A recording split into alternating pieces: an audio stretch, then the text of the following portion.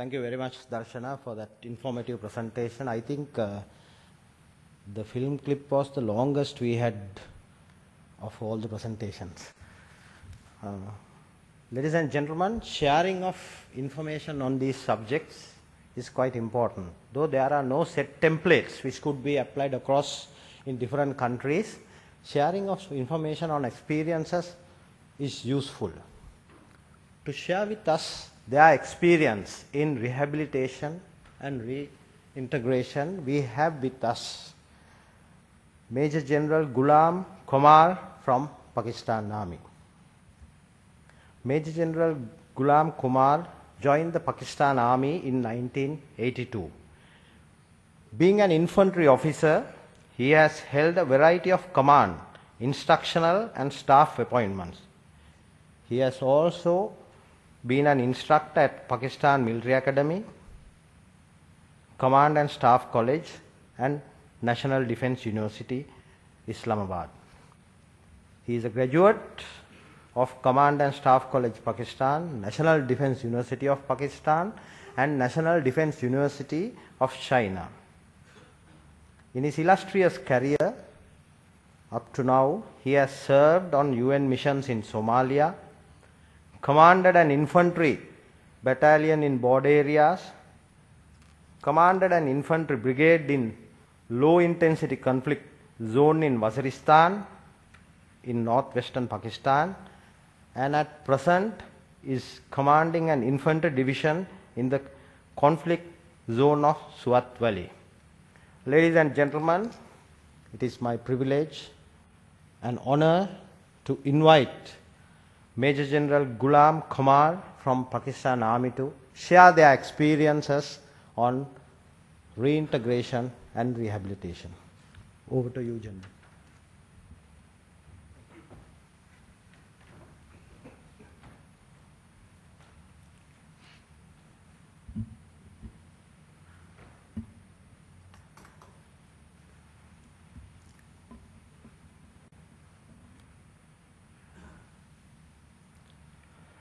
Bismillahirrahmanirrahim.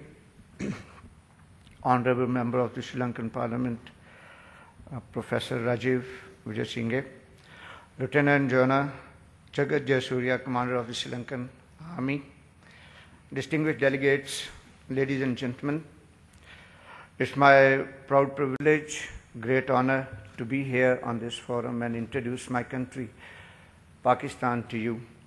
And for this opportunity, I'm so grateful to you for inviting us, inviting the Pakistan delegation. I, on my own behalf and on behalf of the head of the delegation, Lieutenant General Retired Asif Yasin Malik, who is Secretary of Defense, Pakistan, are grateful to the Sri Lankans for inviting us on this very important event, where the issues that are raised show a deep vision and forethought of the leadership of Sri Lanka. I also congratulate the Sri Lankan Army and the nation as a whole for their success, rather a tremendous success in the 30 years war on terror.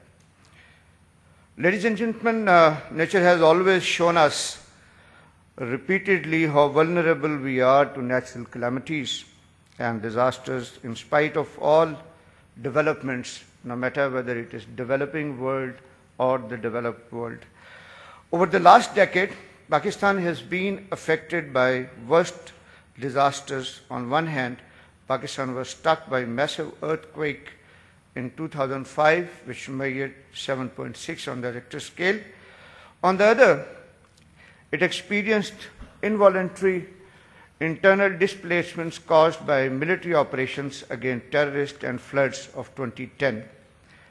Successful military operations have restored the normalcy and defeated the terrorists in Swat and Malakand regions.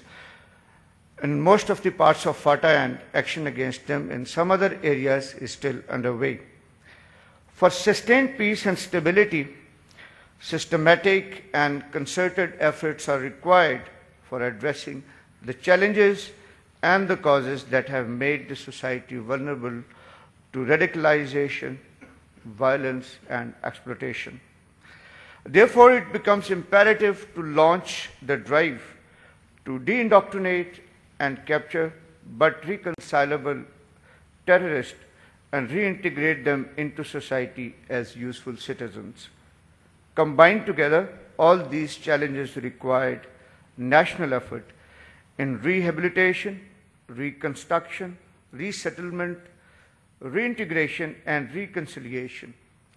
Ladies and gentlemen, I shall be giving you an insight into Pakistan's effort in rehabilitation, reconstruction, resettlement, reintegration, and reconciliation, and role of military with special focus on rehabilitation and reintegration.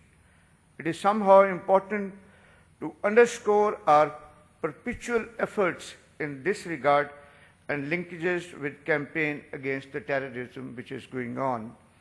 As we all understand, military operations are conducted only to create an enabling environment wherein softer prongs of the strategy encompassing the 5 R's are employed to achieve lasting peace and stability. Towards the end, I shall also highlight some of the key lessons that are drawn from these experiences. Ladies and gentlemen, in order to highlight our rehabilitation, reconstruction, and resettlement efforts, first I shall talk about 2 major natural calamities which Pakistan faced, that is the earthquake of 2005 and unprecedented floods of July 2010. First of all, coming to the earthquake. On 8th October 2005, an earthquake measuring 7.6 on the Richter scale hit the region and played havoc in Azad Kashmir and Khyber Pakhtunkhwa province, covering approximately 20,000 square kilometers. It resulted in about 73,000 casualties, approximately 60,000 were injured, and over a million rendered homeless. About 15,000 children died in the earthquake, most of them in widespread collapse of school buildings. 500,000 families were affected, and over 400,000 buildings were either destroyed or damaged. Numerous vital roads and highways were closed because of the landslides and the collapsed bridges. Power, water supply, and telecommunication services were also disrupted badly. As a first step, the government created National Disaster Management Authority, which thus far was not created as such. Sequel to creation of this NDMA, the Earthquake Reconstruction and Rehabilitation Authority, commonly known as ERA, was established on 24th October 2005 to carry out early recovery, reconstruction, and rehabilitation. At the outset, it was manned predominantly by army personnel. Later, both the organizations were merged within the ambit of the National Disaster Management Authority. Some of the achievements made in rehabilitation and reconstruction, they are: over about 50,000 teachers were imparted training in various fields in the education. 5,900 school management committees were formed and activated. About 59 colleges were constructed. 5,802 education projects were undertaken, and so far, still there in the pipeline are more than 2,294 projects planned. Key achievements in the health sector, they were the disease early warning system set up for surveillance and control of diseases as part of health information management system. 306 health facilities projects have been undertaken so far. New diagnostic and treatment equipment is installed in completed health facilities. Water supply system and sanitation facilities suffered extensive damage in the earthquake. ERA's water and sanitation strategy was formulated to ensure that essential water and sanitation facilities are made available to the people of the affected areas. ERA's urban development program was launched in June 2006. They targets 4 major cities. They were Balakot, Muzaffarabad, Bagh, and Rawalakot, which ultimately will be converted into a modern city in the safe areas. The total scope of work in the governance sector included 466 buildings for reconstruction and 226 for repair, whereas 473 projects in Khyber Pakhtunkhwa province and 219 projects in Azad Jammu and Kashmir have been launched. I would not touch upon the role of the army in this earthquake. In the absence of a structured civil body for disaster relief or management, Pakistan Army became the first responder and was obvious choice for the government to rely upon. The army moved fast, and by evening of the 8th October, that is on the very first day of the earthquake, army helicopters from all over Pakistan were concentrated in the affected areas. Within 24 hours, the army troops reached all the affected areas. During the earthquake, details of relief, rescue, and rehabilitation efforts of Pakistan Army were that something like 3 divisions were deployed with 18 engineer battalion. Army opened more than 2,000 kilometers of roads, and steps were also taken for immediate housing that included tentage, temporary shelters, and the CGI sheets were provided to the locals for construction of the houses on self-help basis. The logistics support also highlighted here the tentage which was provided, blankets, rations, and medicines. Aviation support included something like 12,500 sorties that were flown with 65 helicopters. So they were almost on the surge throughout this relief and rehabilitation effort. The medical support included 21 field hospitals. They were established by Pakistan Army. We were also lucky to have NATO and US military support which was provided to us readily through an organized setup that was created. And you can see on the slide the support that was offered to us by the NATO and US troops. Coming on to the floods of 2010, to mark how destructive this flood was, Mr. Ban Ki-moon, he visited the area and he gave his impression, which are shown on the slide. If you read it, you will realize how disastrous this calamity could have been for the people of the area.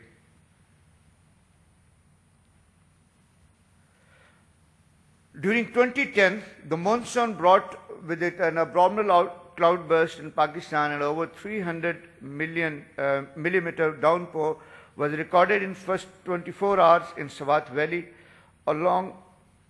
against the annual rainfall of 280 millimeters.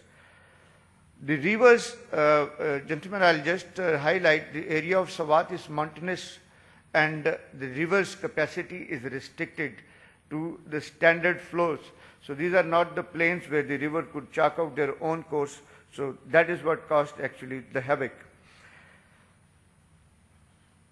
The flood was termed as slow evolving tsunami by United Nations and declared as unprecedented natural disaster, causing maximum damage in the province of Khyber Pakhtunkhwa, Punjab, and Sindh, that is the southern part of Pakistan. Details of the damages caused by these floods are highlighted on the screen.